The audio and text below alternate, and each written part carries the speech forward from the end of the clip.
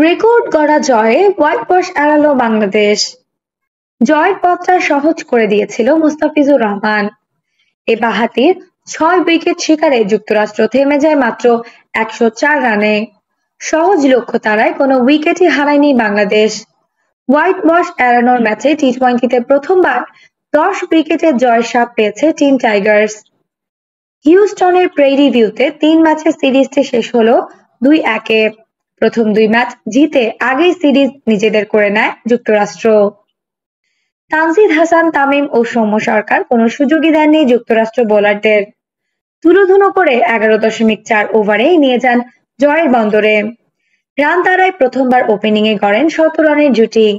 তানজিদ ৪২ বলে ৫৪ ও সৌম্য ২৮ বলে ৪৩ রানে অপরাজিত থাকেন। সম্প্রতি মিরপুরে জিম্বাবুয়ের বিপক্ষে টি-টোয়েন্টি সিরিজে আগে ব্যাট করে ওপেনিংয়ে ১০১ জুটি করেছিলেন তারা। গত বছর চট্টগ্রামে আয়ারল্যান্ডের বিপক্ষে লিটন দাস ও রনি তালুকদার মিলে গড়েন ১২৪ রানের জুটি, যেটি ওপেনিংয়ে সর্বোচ্চ।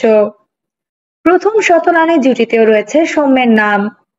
জিম্বাবুয়ে সফরে হারারে স্পোর্টস ক্লাব মাঠে নাইম শেখের সঙ্গে গড়েছিলেন ১০২ রানের জুটি।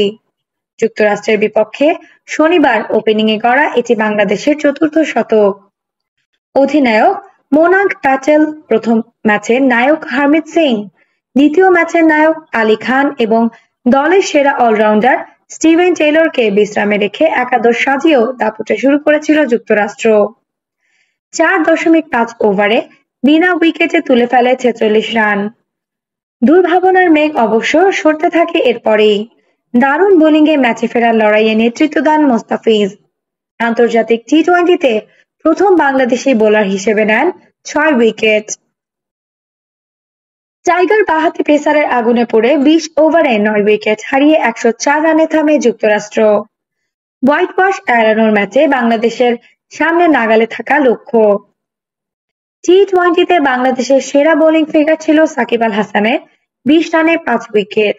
সেটি ছাপিয়ে ৪ ওভারে মাত্র ৯ রানে ৬ উইকেট নিয়ে ছাড়িয়ে যান সাকিবকে। একাধিকবার ৫ উইকেট শিকারেও ছুঁয়ে ফেলেন সাকিবকে।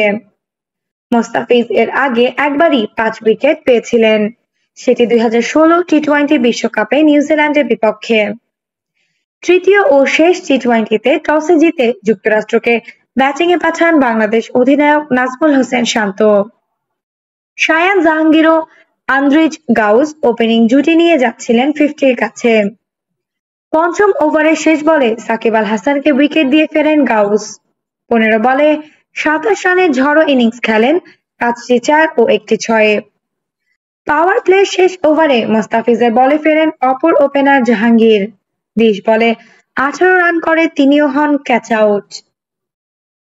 আফসানা নওরিন, বাংলা স্পোর্টস।